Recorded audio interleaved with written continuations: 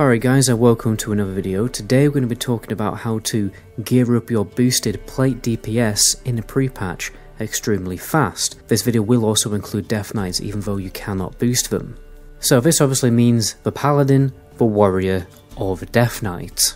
If you like the video guys, please subscribe to the channel, it'll really help out as I'm trying to get 100k by the end of the year. This is mainly for people who are boosting a character on an existing realm, however I do have a little section at the end that's more tailored for people who are going to be rolling on fresh servers. So first of all guys, the best value that you can get from gear farming for time spent will always be doing PvP. And it's simply because you can get Season 3 gear for Honor, and it's extremely good. And hopefully, fingers crossed, we'll be able to get the Season 3 PvP weapons also in the pre-patch if they don't replace the PvP vendors with the Wrath of the Lich King vendors. Just remember guys that Death Knights don't actually get a level 70 PvP set until Cataclysm, so you're not going to be able to get it in the pre-patch. I know not everyone likes PvP, but trust me guys, just suffer through it. Farm that Honor, which is dramatically buffed in the pre-patch by the way, how much Honor you get per battleground, since queuing for a random battleground should give you bonus Honor every time even though you win or lose. And if you gem and enchant that PvP gear, that will make you absolutely melt Northrend and it will last you until the high level 70s, if not all the way until level 80. And remember guys, you can also get reputation PvP gear if you farm certain reputations to Honoured, mainly Honour Hold, Cenarian Expedition and Lower City. Most people will get to Honoured if you just level in the game normally, whether you're doing dungeons or questing. So remember to go and pick up those pieces so that you don't absolutely suck when you're actually doing battleground farming. Now the next best way to spend your time honestly is farming gold or doing GDKPs to get gold to spend on gear. Do not be spending gold in GDKPs because that will probably be a massive waste of gold, especially if your GDKP run starts bids at about 500 gold. You can get really good crafted pieces or BOEs off the auction house for less than 500 gold. I would also recommend buying them now when the demand for BOE gear is low. Therefore the prices right now are going to be cheaper than they are in the pre-patch when the demand for gear like this is going to increase, because people are going to be boosting their characters and obviously leveling Death Knights.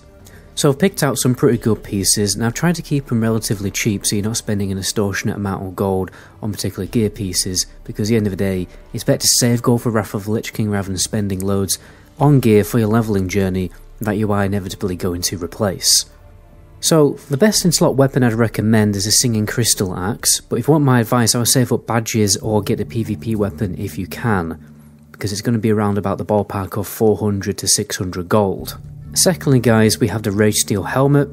Now it's actually quite rare, you don't see it on the auction house very often, you might need to get a blacksmith to actually craft it for you. And that is for all pieces to be honest. It's always better to buy the materials off the auction house and then get a blacksmith to craft it for you.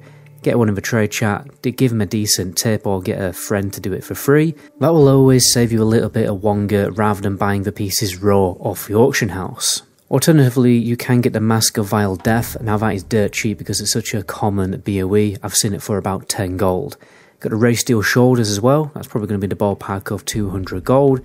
Chest Guard of the Exile, bit of a pricey one because it is a BOE from raids, 600 gold, roundabout. By the way, I'm basing all these prices on my own server, which is going to be different to yours most likely. Another cheap option could be the Rage Steel Chest instead of a Chest Guard of the Exile, or even better, you can get the Chest Guard of a Dark Stalker, which is a leather piece that is even cheaper.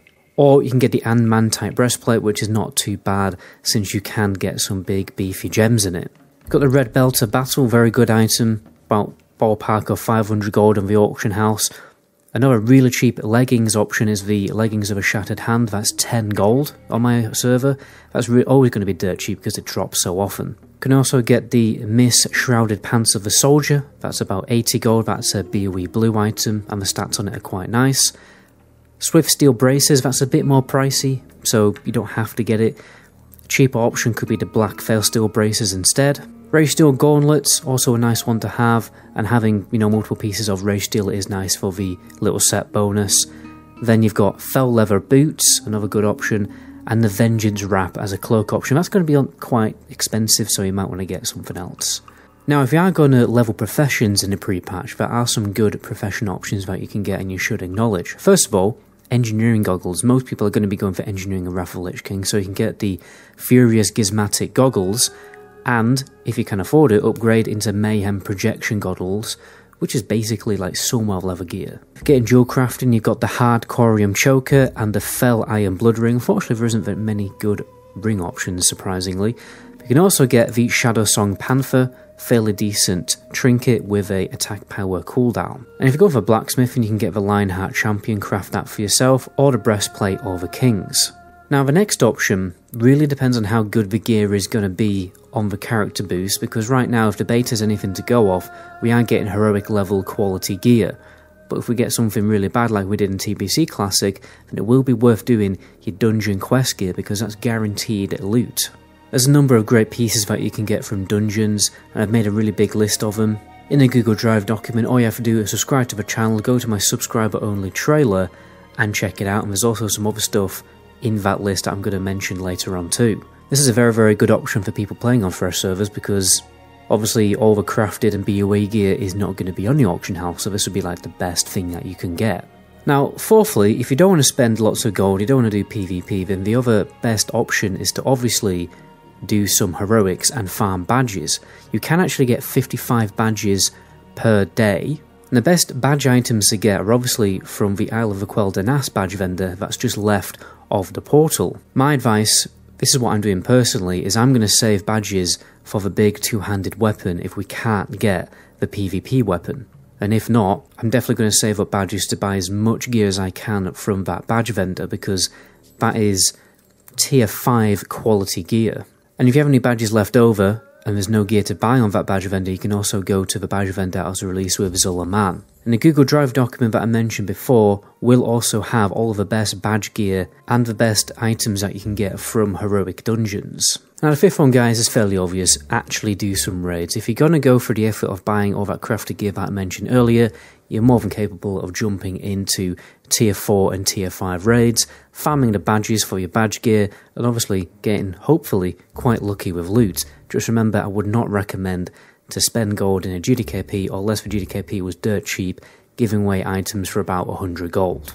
Now, if you're playing on a fresh server, then you just really have to follow the same procedure as you did when you were farming your pre-raid best in slot gear. You can do Shadowmoon Valley and Neverstorm quests, group quests particularly, for really good gear, especially gear that does have gem sockets on it. And since all the raids like Karazhan and everything are totally nerfed, it's going to be so easy for you to jump into those raids with your guild or with some pugs. At the end of the day, you probably got nothing else to do when you get to level 70 and actually go and farm some gear. And I don't imagine many people will be doing GDKPs, but then again, on these fresh servers, I mean, like I said, the GDKPs will probably be coming in quite swiftly and viciously.